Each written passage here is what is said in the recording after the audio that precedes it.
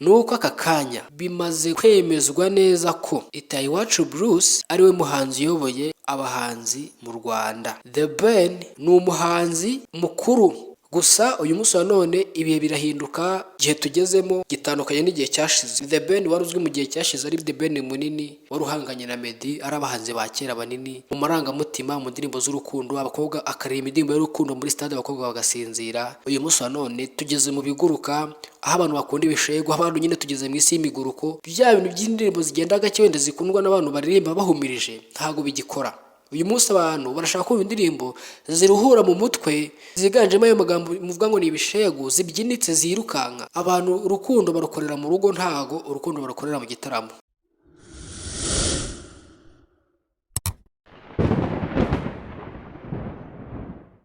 Ibihe byiza nshuti bakunzi mudasiba gukurikirana ikiganiro isesenguramakuru hano kuri Taifa Rwanda. Uyu munsi wa none rero tugiye guhera cyangwa se tugiye kuganira mu karere ka Rubavu muri weekend yashize hari igitaramo cyari gisanzwe kimaze iminsi cyitwa Summer Country Tour. Ni igitaramo kizenguruka igihugu, ni igitaramo gitegurwa n'umuhanzi Bruce Melody, akifashisha abahanzi batandukanye. Kuri iyi nshuro cyangwa se kuri iyi sezo yifashishije abahanzi barimo Kitoko ndetse na Bwiza n'undi muhanzi mukuru mugenzi we bahanganye The Ben. Ni ibitaramo byatangiye mu ntangiriro z'ukwezi kwa gatandatu, bitangirira mu karere ka Musanze, ari naho ngira ngo twabonye ishusho ngiro y'igitaramo uko kizagenda, ibikoresho n'ibizindi gahunda zitandukanye, ngira ngo niko bari babipanze. Ubona ko nubwo ari igitaramo cyatangiye ariko bwa mbere, ubona ko uko biri kose uko byatanze ishusho nziza ko ari igitaramo kigomba kuzaba ari igitaramo gikomeye. Uko imyaka izagenda yicuma, hazagenda hajyamo abantu, abaterankunga, abafatanyabikorwa n'ibindi. Gusa uyu munsi none tugiye kugaruka kuri detaye uko Summer Country Tour itangirira Musanze kugeraho muri weekend kwa gatandatu yarangiriraga mu karere ka Rubavu, finally cyangwa se road show ya nyuma. Ngira ngo mwarabibonye ku mbuga nkoranyambaga, gusa reka duhere mu karere ka Musanze. Mu karere ka Musanze ni igitaramo ubona ko cyatangiye n'ubundi, ngira ngo bapanze ko kizajya kiba mu masaha ya nimugoroba. Ubona ko abafana bari bitabiriye ku rwego rwo hejuru, nubwo wenda hagiye humvikana ibibazo mu myinjirize y'abafana, ariko ubona ko ni ibintu nyine bari bateguye babipanze. Hanyuma mu karere ka Musanze igitaramo cyarabaye, habanza umuhanzi Bwiza performinga neza, hakurikiraho umuhanzi Kitoko nawe aririmba za ndirimbo ze za kera zakunzwe n'abatari bake.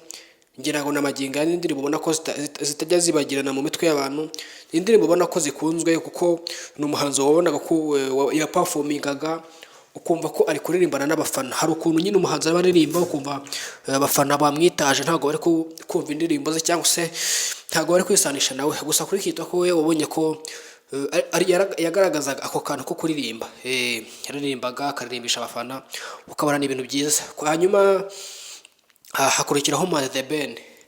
Umuhanzi The Ben akigera ku rubyiniro ibintu byahinduye isura. Ngira ngo abagiye babona amashusho mu bihe bitandukanye mwabonye ko ni The Ben winjiranye imbaraga zikomeye, yinjirana imbaraga nyinshi cyane, ubona ko yamaramaje. Ahanini biturutse ku kuba muri The New Groove igitaramo kiba ku itariki ya mbere buri mwaka, umuhanzi Bruce Melody yari yatumiye yaraje amukorera ibya mfurambi. Ngira ngo mwarabibonye, yamukoreye ibya mfurambi. Ni The Ben uyu munsi, ni The Ben icyo gihe wari waje Musanze yiteguye guhangana, yiteguye ibishoboka byose, yiteguye stage cyane ko bijyanye n'amahirwe ko yagombaga guperforminga mbere ya Bruce, kuko Bruce niwe nyiri igitaramo, urumva ko agomba kuririmba nyuma y'abandi.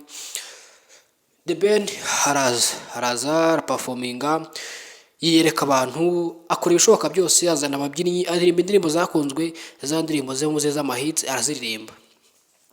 Ni The Ben watangiranye imbaraga nyinshi, ariko nanone ni The Ben watangiranye introduction imeze nka yindi yatangije muri BK Arena. Ngira ngo murayizi uko yatangiye muri background harimo Taiga Gisamagwe n'iki, ukabona ko ni ibintu bifite isura, kandi ukabona ko ni ibintu biri guhabya adversaire, ukabona ko abafana barishimye bari kuzamuka. The Ben abyina neza rwose, performinga neza, arimba indirimbo zitandukanye. Urabona ko na playlist yari yapanze, ubona ko ari playlist nziza, n'ubundi uko indirimbo zagiye zikurikirana ubona ko ari ibintu bifite umurongo. Hanyuma igitaramo kirarangira, performance irarangira, hanyuma imaze kurangira hajyaho nyiri igitaramo Bruce. Bruce Melody akigera kuri stage ni Bruce wabonye ko yazanye imbaraga nkeya, atangira na performance mu mbaraga nkeya, ngira ngo ni introduction ye mwarayumvisha yari itujemo ukuntu. Ni Bruce Musanze wari wapanze iyi playlist y'indirimbo zigenda gahoro, ngira ngo hari sinzi nimba wenda yari yabipanze abishaka cyangwa iki, gusa iyo bigeze muri competition ntabwo umuntu avuga ngo yabishakaga, nyine ubwo uko bigenze nuko uko babibara.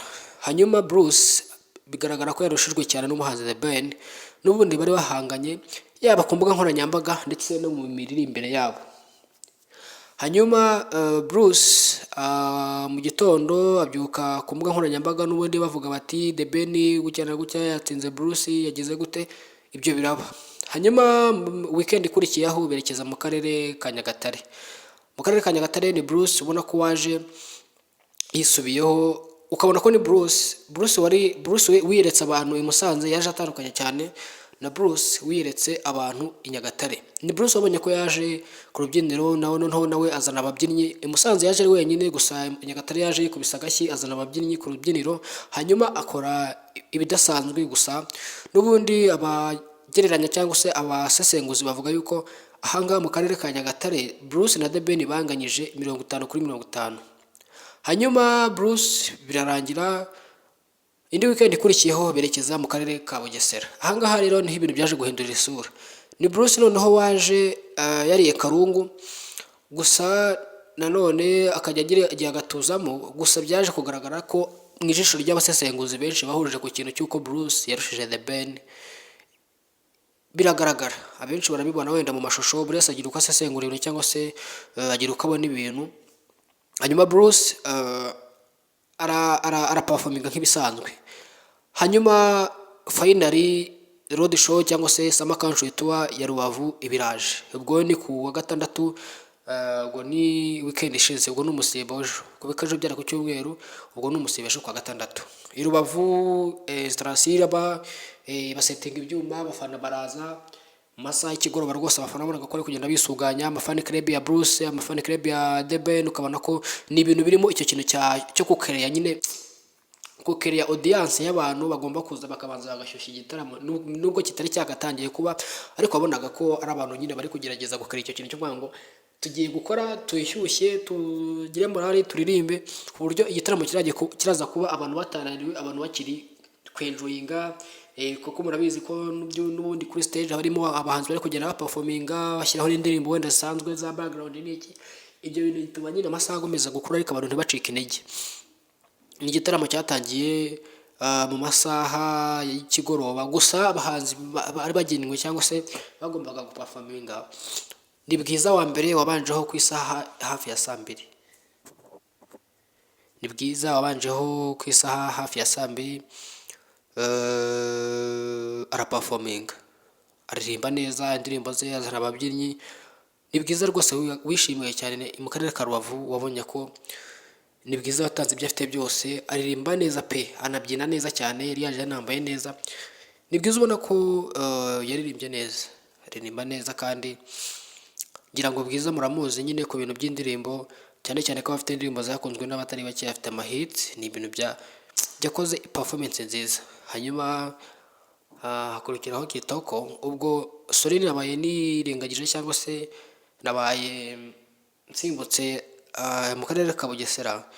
Bwiza ntabwo ya performance, ni Bwiza utararimbye mu karere ka Bugesera. Ibyo tuzabigarukaho mu kindi kiganiro impamvu zabiteye, ariko ni Bwiza mu karere ka Rubavu wigaragaje neza, performinga neza, aririmba indirimbo twakunze, yigaragaza neza imbere y'abafana be. Hanyuma umuhanzi Kitoko nawe bagiye ku rubyiniro, arabyina neza, aririmba indirimbo zitandukanye zakunzwe n'abatari bake, by'umwihariko ariko yibanda ku ndirimbo zitandukanye ariko zifite aho zihurira na leta. Ngira ngo murayizi indirimbo yitwa Thank you Kagame, ngira ngo murayizi. Ni indirimbo yashyizemo, arayiririmba, arayibyina, cyane ko byari no ku munsi wo kwibohora cyangwa se ku munsi wo kwibohora. Icyo gihe rero wahise ubona ko nyine no kuri indirimbo zijyana n'ibyo bihe byaragiye nyine biri mu kintu cyo kugirirwa icyizere ndetse no kwishimirwa cyane ko yiganjemo izo ndirimbo zihanganye n'uwo munsi, n'ubundi zifite aho zihurira n'uwo munsi. Kitoko hava ku rubyiniro hazaho The Ben. Ni The Ben watangiranye introduction igenda gahoro, ukabona ko ako kantu ko kuregeza kasa nkaho kamurimo. Ahanini wenda se niba wenda byarashingiye kuri confidence yari afite wenda ku bitaramo byari byabanje bikamutera kwirara cyangwa se kurangara. Ni The Ben ubona ko waje muri introduction igenda gahoro, hanyuma atangira ku ndirimbo zigenda gahoro. Ngira ngo murabizi ni The Ben usoreza ku ndirimbo yitwa Thank You My God, ari nayo ndirimbo ihagurutse imbaga nyamwinshi kuko ni indirimbo ibyinitse igenda cyane kandi noneho ikaba ari indirimbo y'Imana.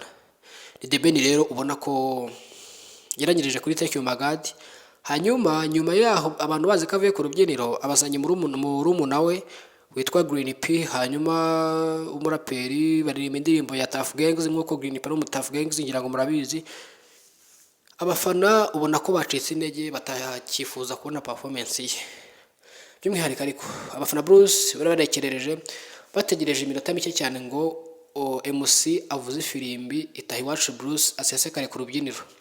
Ntibyatinze, ni Bruce wasesekaye ku rubyiniro, hanyuma aza yifunze mu maso yambaye mask. Gusa imyambarire ye ni Bruce waje wambaye imyenda ya gisirikare n'inkweto za Putin, ubona ko yisanishije n'umunsi wo kwibohora cyangwa se w'ubwigenge.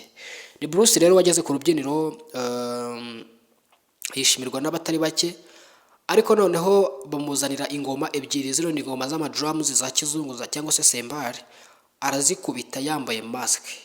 Itaha iwacu Bruce wumva ukuntu yateguye ibintu. Uko yazikubitaga niko ababyinnyi biyoroganizaga ku rubyiniro barimo kwishyira ku murongo gake gake, bari muri introduction, nagira ngo byumve neza. Icyo kintu rero cyaragiye kigera gikereya, icyo kintu byaragiye bikereye ikintu mu bafana cyo kwitega ibintu bidasanzwe bigiye kuba muri ako kanya. Ahanini bituretse kuko ni Bruce nyine wagaragaye ko ari gukora ibishoboka byose kugira ngo aze kugaragariza abantu performance nziza, azana introduction abantu batari biteze, by'umwihariko abafana ba The Ben. Hanyuma iyo introduction ayitangira neza cyane, ayispecializa kirimo ibyo bintu bidasanzwe abantu batamenyereye. Hanyuma Bruce amaze guperforminga iyo introduction ya mbere akuramo mask yireka abantu, induru ziravuga, abafana bajye mu birere bati ni wowe ngira ngo abakurikira amashusho mwarabibonye. Hanyuma Bruce atangira ku ndirimbo yitwa Cerebura, ngira ngo indirimbo yitwa Cerebura nayo isa nk'igendetsemo, abantu barayibyinnye ivumbi riratumuka. Byari bigeze hafi saa 5 n'igice hafi saa 6, ngira ngo mwarabibonye ku mashusho ko abafana bari bahereye saa 7 bari muri stade, bamwe batafashe n'icyo kurya, abandi bashonje, ukajya kubona ukabona umuntu saa 5 z'ijoro araperforminze my friend, ukabona abantu bahagurukiye rimwe. Ni ibintu bidakunze kubaho mu buzima busanzwe.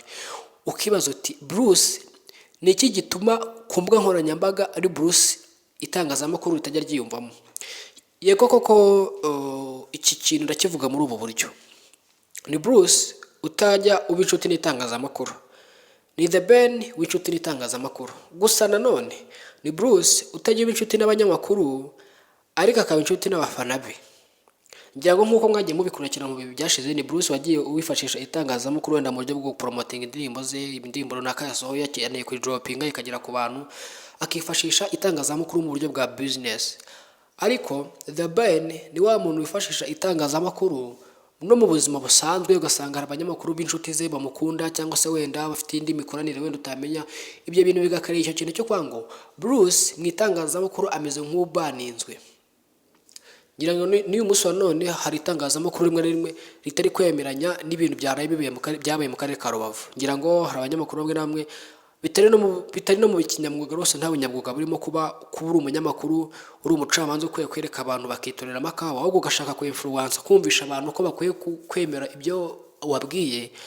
Ntago ari byo. Ngira ngo ibyo binyamakuru murabizi byinshi byatwara bicishijemo ijisho, ntago umunyamakuru w'umwuga ajya abogama mu gihe ari gutangaza inkuru.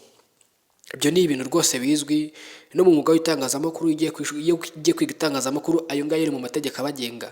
Birashoboka ko ushaka kwisanisha n'ahantu ugeze, ariko ntabwo ugomba kubogama ku ruhande runaka. Ni intege nke zagaragaye ku itangazamakuru. Hanyuma rero Bruce araperforminga, aririmba neza cyane, indirimbo zitandukanye zakunzwe. Ni playlist yakoze nziza cyane iteye ubwoba y'indirimbo ze z'amahits, noneho zinabyinitse, abafana bajye mu birere, induru ziravuga. Igitaramo rero kirangira gutyo. Gusa icyo nababwira wenda nsoza ikiganiro nuko aka kanya bimaze kwemezwa neza ko Itayiwacu Bruce ariwe muhanzi uyoboye abahanzi mu Rwanda. The Ben ni umuhanzi mukuru mu myaka, mu muziki, gusa uyu munsi wa none ibihe birahinduka, igihe tugezemo gitandukanye n'igihe cyashize. Ni The Ben wari uzwi mu gihe cyashize, ari The Ben munini wari uhanganye na Meddy, ari abahanzi ba kera banini mu marangamutima, mu ndirimbo z'urukundo, abakobwa akaririmba indirimbo y'urukundo muri stade abakobwa bagasinzira. Uyu munsi wa none tugeze mu biguruka, aho abantu bakunda ibishego, abantu nyine tugeze mu isi y'imiguruko igezweho. Rero icyo gihe bya bintu by'indirimbo zigenda gake wenda zikundwa n'abantu baririmba bahumirije ntago bigikora. Uyu munsi abantu barashaka kumva indirimbo ziruhura mu mutwe, ziganjemo ayo magambo muvuga ngo ni ibishego, zibyinitse, zirukanka. Abantu urukundo barukorera mu rugo, ntago urukundo barukorera mu gitaramo. Ibyo bintu mubishyire mu mitwe yanyu. Ni The Ben uyu munsi wa none ubona ko ari kubyina, turamwubaha nk'umurejanderi, nk'umuhanzi mukuru, nk'umuhanzi wubatse ibigwi, ariko ntabwo turamufata nk'umuhanzi uri big mu Rwanda, kubera yuko hari undi muhanzi muto kuri we mu myaka ariko w'ingurutsi ugendana n'ibigezweho. Niyo mpamvu muzumva The Ben avuga ngo sinkorera kuri pressure, umukumva Bruce Melody ati njye ndi Munyakazi. Melody areba ijambo ry'igishego rigezweho agata akora indirimbo abantu bakayikunda, areba ikintu kigezweho kiri gutrendinga akora indirimbo. The Ben we agendera ku kintu cyo kuvuga ngo ndakora indirimbo imwe mu mwaka ivuga ku rukundo. Ibyo ntabwo naro bihura. Rero nshuti bakunze mudasiba kubana natwe, ikiganiro cy'uyu munsi natugisoreje. Mugomeze mubane natwe, mutwishimire, mukunde ibiganiro byacu, kandi iki kiganiro ndagira ngo mbibutsa ko cyitwa isesenguramakuru, uri igihe gicana kuri Taifa Rwanda. Mugomeze mudushyigikire. Njye nitwa Taifa, ndabashimiye cyane. Imana ibarinde.